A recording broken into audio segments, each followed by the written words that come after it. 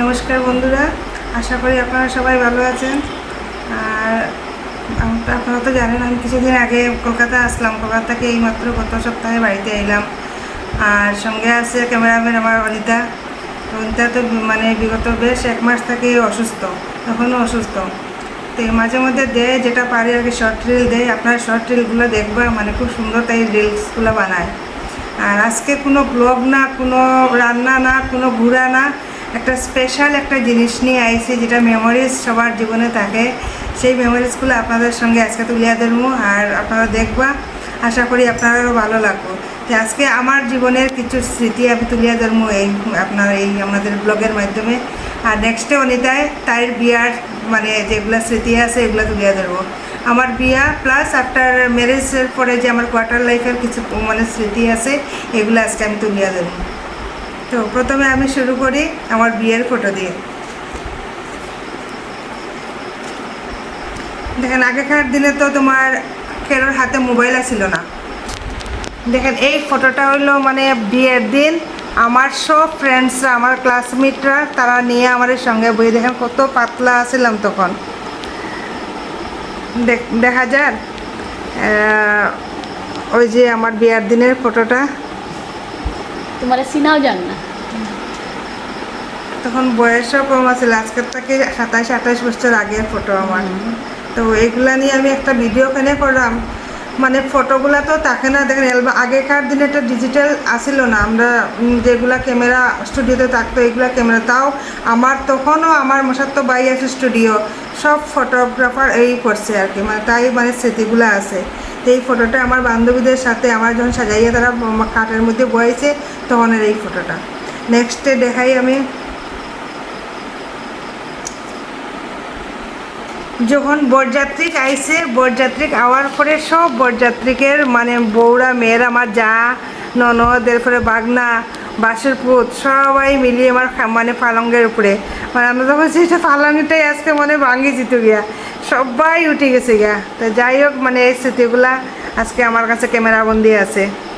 তো এইটা ফটোটা কেমন লাগলো কইবা। এরপরে নেক্সটের যে 3 নম্বর ফটোটা দেখাইমু, এটা হইলো একদম কুঞ্জে যাওয়া। আমরা যেখানে আমার বর বিয়ের দিন কুঞ্জে যাওয়া।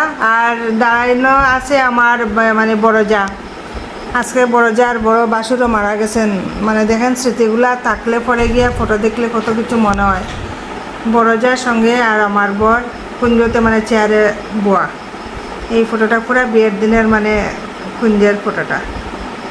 এই ফটোটা দেখেন, আমরা 7 পাক দেওয়ার পরে একসঙ্গে যে ফটোটা নিয়ে হয়, এই ফটোটা তখনও দিনে আমি আজকের দিনে ফটোটা দেখে খুব ভালো লাগে। কেন এখন তো এরকম ফটো উঠা, কিন্তু আমার আজকে 28 বছর আগেও সেম ফটো এরকম উঠানো হয়েছে আছে বলে আজকে আমি আপনার সঙ্গে শেয়ার করতে পারলাম। আপনি দিলে চিনাই যান না, পাতলা। তখন কত বয়সও কম আছিল, স্লিম ফিগার আছিল। বয়সের সঙ্গে সঙ্গে মানুষের শরীরেরও পরিবর্তন ঘটে। এই যে আমার এটা কুঞ্জের বিয়ে 7 পাক পরের ফটোটা।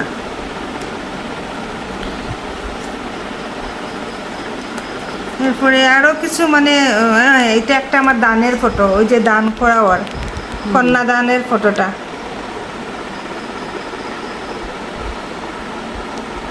সত্যি একটা মেয়ের জীবনে সবচেয়ে কষ্টের জায়গাটা এইটা।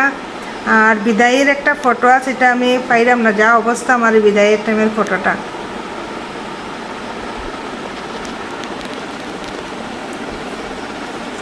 আর এখানের মধ্যে আমার যে বান্ধবীগুলো আছে, এগুলো এক একটা করিমগঞ্জ, এক একটা শিলচর বিয়ে হয়েছে। একটার নাম জবা। খুব এনজয় করছে আমার বিয়েতে সবাই। আর ডেকোরেশন এত সুন্দর আমার বিয়েতে ডেকোরেশন হয়েছে, অন্য জায়গাতেই ডেকোরেটার্স নেওয়া হয়েছে।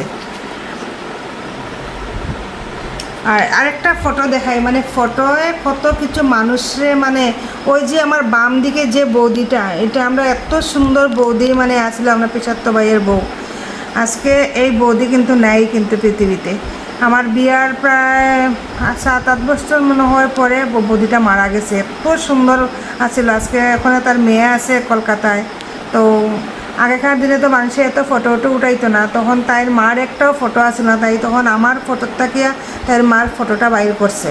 সেদিনও কথা হয়েছে তার সঙ্গে, কয় মার ফটো পাপলি মাসি তোমার বিয়ের সঙ্গে তোমার বিয়ার যে ফটোগুলোর থেকে আমার মার ফটো বার করছি। আমার রিসেপশনের ফটো, রিসেপশনের দিন দেখেন আমার রিসেপশনের ফটো। একদিকে আমার মেজোজার বোন, এটা হলো মেজোজার বোন, আর এটা হলো আমার একটা বাসুর্জি। ওই যে তারা সাজাইয়ে বয়েছে আমার রিসেপশনের দিন। আগে আগে কি তো মানে খেলে যদি অ্যালবাম দেখাইতাম, অ্যালবামটা কি মানুষের ফটো নিত গিয়া, মানে যার যেটা ফটো আছে লেয়ে আইতো। এখন তো মোবাইলে দিলেই হয়, তখন তার মোবাইল ছিল না।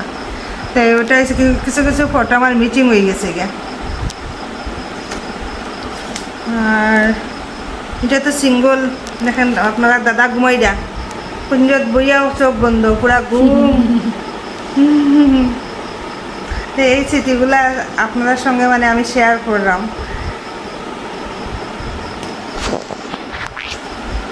এগুলো তো দেখছো নি এই ফটোগুলা, এটা তো দেখছেন। এরপরে দেখাই আমি একদম মানে আমার প্রথম যখন আমার বিয়ের পরেই আমি মানে কোয়ার্টারে যাই, দিল্লি কোয়ার্টারে যাওয়ার পরে আমার একজন মানে দিদি আসিল কলকাতারই, সাধুকান্দি গৌরীদি, মানে তার সঙ্গে এত ভালো বন্ধুত্ব আছিল, মানে কি কইতাম আর কি। আজ পর্যন্ত মানে কোনো মানে কন্ট্যাক্ট করতেই পারছি না। আমি তার মেয়ের নাম বাসতী, আরেকটা মেয়ের নাম প্রিয়াঙ্কা, দাদার নাম সুভাষ সাধুকা, আর দিদি তো গৌরী সাধুকা। কিন্তু বনগাঁতে বাড়ি, আমি কলকাতাতে যখন যাই আর কলকাতা দেখি যাওয়ার নেক্সটে যাওয়ার পরে খুঁজে না খুঁজে যেমনিও বাইর করবো আমি এই সাধুকান্দি।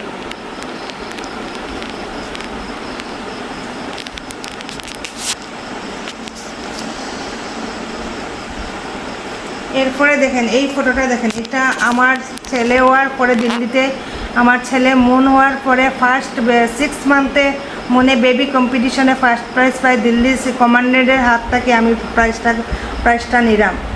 দেখেন এত পাতলা আসলে আমার কমান্ডেন্ট স্যারে আমার কইছে আপ ক্যা কর্মকার স্যারে কর্মকার খিলাতে নেই ক্যা, এরকম করে তারা মজা করছে। এরপরে মন্ডে আর বাবার কাছে রাখিয়ে আমি প্রাইজটা হাতে নিলাম। এই স্মৃতিগুলো আমার এই জীবনে আর আমি জীবনেই পাইতাম না। এর লাগে আমি একটা ব্লগের মাধ্যমে এই স্মৃতিগুলো আমি মানে দড়িয়ে রাখলাম। তো কেমন লাগলো বন্ধুরা কইবে আপনারা। আর এটা একটা দিল্লি পালাম এয়ারপোর্টে, মানে আমি ওই দিল্লিতে যাওয়ার পরেই আমরা ঘুরতে গেছিলাম ইন্ডিয়া গেট, এরপরে পালাম এয়ারপোর্ট, মানে সবগুলো মানে দেখাইছে মানে আমার পর সব জায়গাতে নিয়ে গেছে। 3.5 বছর দিল্লিতে আছিলাম। ফার্স্ট আমার পোস্টিং এয়ারপোর্টে দিল্লি। দেখেন তখনের ফটো। এখন আর দিল্লি কত পরিবর্তন না নেই। আর এরপরে দেখায়, এরপরে ওই যে একটা ফটো, এই ফটোটা আমি তখন মন মাহি ছোটো আসছিল, আমি অ্যালবাম দিয়ে রাখিতাম। তারা কোয়ার্টারে আমি দুটা বাচ্চারা মানুষ করছি একা হাতে। তো ওই যখন আমি মানে কাজ করতাম তখন তার কাছে অ্যালবাম দিয়ে রাখতাম। তো দেখেন অ্যালবামের মাথা ওটা নাই। আর এই ফটোটা রাজস্থানে যখন আমি কোয়ার্টারে আসলাম, রাজস্থানের একটা স্টুডিওতে আমরা সবসময় রিল মানে এখানে গিয়ে ওয়াশ করতাম। তখন মানে রাজস্থানের মালিকটা মানে আমার বরকে বলছে স্যার আপ বুরা নেই মানেঙ্গে তো ম্যাডাম का फोटो रखना चाहते हैं हम स्टूडियो में। ওই তারা এই পোজ মানে কীরকম পোজ দিতাম দিয়া তারা এই ফটোটা আমারে উঠাইয়া তারা স্টুডিওতে রাখছিল। আর একটা কপি আমারও দিছিল, কিন্তু ফটোটা নষ্ট হওয়ার পথে।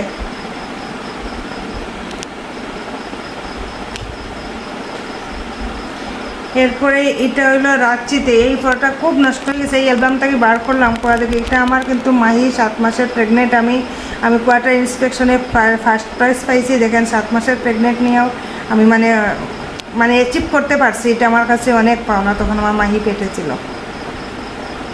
এই ফটোটা নষ্ট হয়ে গেছে গা।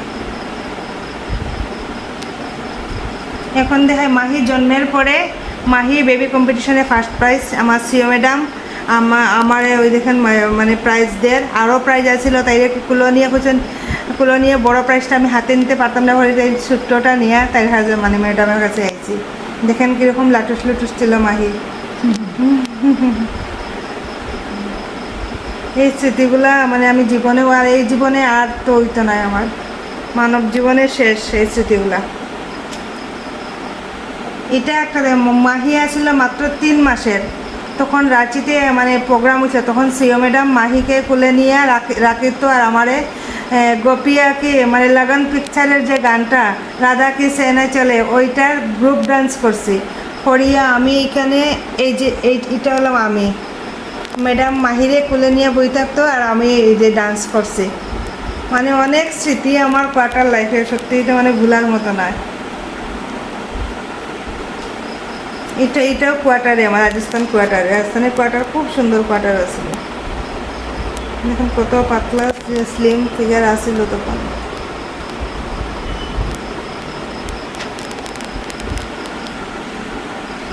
এটা আর একটা দেখেন রাজস্থান দেখেন মন ছোট আছিল রাজস্থান রেতের মধ্যে কি সুন্দর রাজস্থান কি সুন্দর দৃশ্য এটা চোখে বাসলে আমার এখনো খুব কষ্ট হয়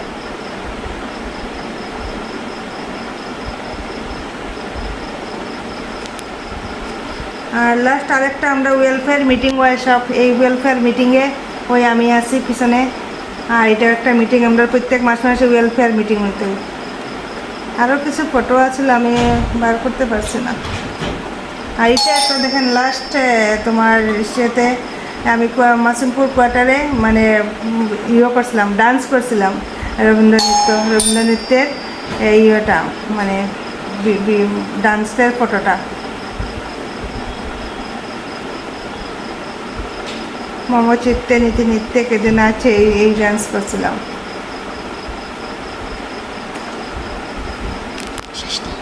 তো আজকের ভিডিওটা এতটুকুই আর সামনে ফ্রন্ট ক্যামেরায় আইয়া আমরা দুজনে একটু কথা কই এরপরে ভিডিওটা আজকে আমরা শেষ করবো আর অসুস্থ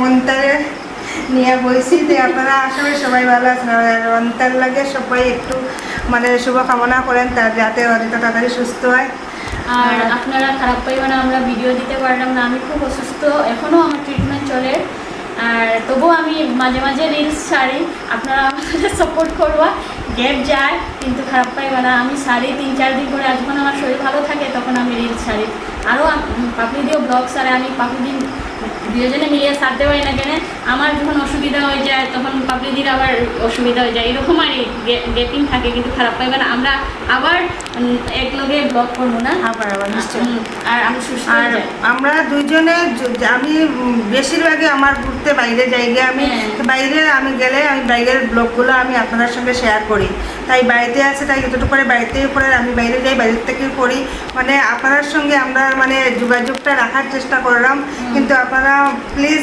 সাপোর্ট করবা এবং যদি ভালো লাগে আপনার ব্লগটা লাইক শেয়ার কমেন্ট করতে প্লিজ আর মাহি ভিডিও দিতে পারে না কিন্তু মাহির চাকরি হয়ে গেছে এটা লাগি মাহি আমার ট্রেনিং মাহি আইজিব কিছুদিন পরে আইজিব তখন আমরা মাহি আগামী সপ্তাহে চেষ্টা করব আমরা মিলিয়া ব্লগ ছাড়তাম না ব্লগ এর সামনে আপনারা মাহি আইলে দুই একটা ব্লগ নিশ্চয়ই হইব আর আগামীতে কি ব্লগ হয় এগুলো আপনাদের সঙ্গে তো শেয়ার করবো আপনারা প্লিজ যদি ভালো লাগে একটা লাইক করতে ভুলবা না আর আমরা ভিডিওগুলো শেয়ার করবা প্লিজ আজকের মতো এখানে শেষ করলাম টাটা বাই বাই সবাই ভালো থাকবা সুস্থ থাকবা সাবধানে থাকবা